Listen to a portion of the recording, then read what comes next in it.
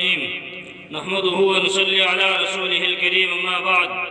فأعوذ بالله من الشيطان الرجيم بسم الله الرحمن الرحيم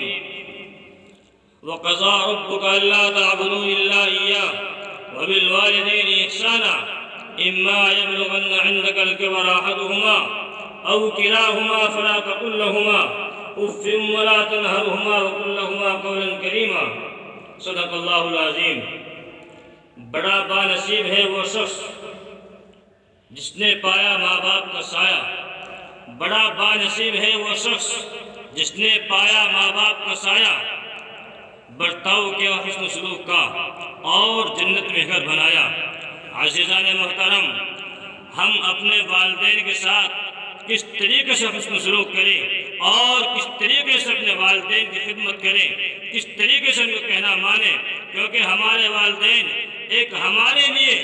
اور ہماری زندگی کے لیے اللہ تبارک و تعالیٰ نے انہیں پیدا کیا ہے کہ تمہارے والدین کے ذریعے میں تمہیں دنیا میں بھیج رہا ہوں، لہٰذا جب تمہارے والدین بڑھاپے کو پہنچ جائے تو تم اپنے والدین کو اف تک بھی نہ کہنا، تم اپنے والدین کو برا بھلا مت کہنا، یہاں تک کہ وہ تمہیں مار ڈالے، یہاں تک کہ وہ تمہیں ڈانٹ ڈپٹ کرے، تمہیں دھمکائے تو تم انہیں پھر بھی جو ہے اف تک بھی نہ کہنا، کیونکہ والدین والدین ہوتے ہیں۔ اس لیے میرے نوجوانوں، سنو اور سمجھو کہ ہمارے والدین نے ہمارے پیٹ کے لیے اور ہماری پرورش کے لیے کتنے ناز و نخرے اٹھائے ہیں اور کتنا بوجھ انہوں نے اٹھایا ہے، اپنے پسینہ کو بہا کر رکھ دیا ہے اور اپنے خون کو بھی بہا کر رکھ دیا ہے ہماری زندگی بنانے کے لیے۔ اور آج ہم ہیں کہ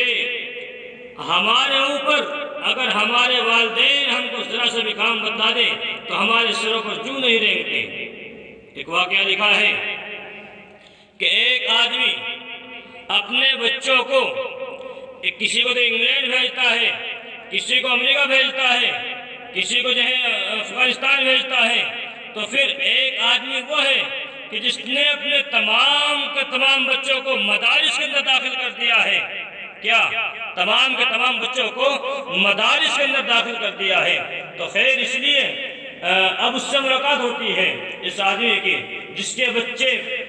پائلٹ ہیں، انجینئر ہیں، آفیسر ہیں، تو دوسرے ملاقات ہوتی ہے، وہ کہتے ہیں کہ بھائی کیا حال ہے؟ کہا کہ الحمدللہ، کہا کہ الحمدللہ کہ بھائی بیٹے کہاں ہیں؟ کہا کہ مدرسے کے اندر داخل کر دیے ہیں پڑھنے کے لیے۔ کہ تمہارے بیٹے کہاں ہیں؟ کہ میرے بیٹے تو باہر ملکوں میں جا رہے ہیں، ایک انجینئر بننے جا رہا ہے، ایک پائلٹ بننے جا رہا ہے اور ایک آفیسر بننے جا رہا ہے۔ تو خیر اب جو امریکہ پڑھنے گیا ہوا تھا وہ انجینئرنگ کی پڑھائی پڑھتا ہے، وہ اچانک گھر آتا ہے اور گھر جب آتا ہے تو اس کے والدین اس سے گلے ملتے ہیں، بڑے خوش ہوتے ہیں اور آ کر کے وہ کہتا ہے اور بڈھے لے میرا بیگ ہے، اس کو لے جا کر کے گھر میں لے جا کر کے رکھ دے اور جا میرے کھانے کا انتظام کرا دے کہ تیرا بیٹا آیا ہے۔ میرے نوجوانوں، تو باپ کے دل پر بہت چوٹ لگتی ہے۔ باپ جاتا ہے، کھیلا لے کے گھر پہنچتا ہے اور اپنے باپ سے کہتا ہے کہ میں دوستوں کے ساتھ گھومنے جا رہا ہوں۔ پھر اس سے ملاقات ہوتی ہے اس آدمی سے جس کے بچے مدرسے کے اندر پڑھنے گئے تھے، قرآن کریم کی تعلیم حاصل کرنے گئے تھے۔ تو کیا تھا؟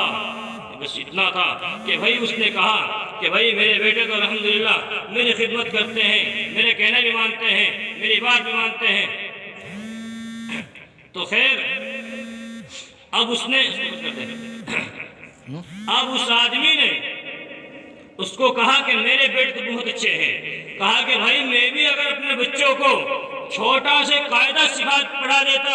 الف باتا بھی سکھا دیتا، مدارس کے اندر داخل کر دیتا تو میرے بچے بھی میری خدمت کرتے، تو وہ کم سے کم سلام تو کر لیتے، سلام علیکم، وہ کم سے کم سلام علیکم تو کر لیتے نہیں۔ اس لیے میرے عزیزوں، ایک واقعہ اور لکھا ہے اسی طرح کا کہ ایک نوجوان ہے، وہ اپنے والد سے کہتا ہے کہ ابو جان یہ میرا کچھ مال ہے، کچھ رقم ہے، لو اس کو سنبھال کر رکھو، میں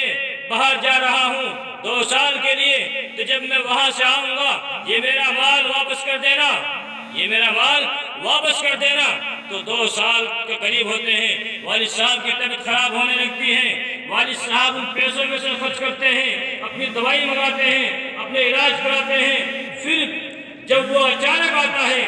اور آ کر کے کہتا ہے کہ میرا مال کہاں ہے، والد صاحب کہتے ہیں کہ بیٹا میں بیمار ہو گیا تھا، اس لیے میں نے تمہاری ضمانت کو، تمہارے اس مال کو اپنے اوپر خرچ کر لیا ہے، لہٰذا میں تمہارے پیسے چکا دوں گا، تمہارے پیسے تمہیں واپس دے دوں گا، اس لیے صبر کرو۔ بیٹے نے کہا کہ بوڑھے ذرا بکواس مت کر، مجھے میری امانت ابھی چاہیے،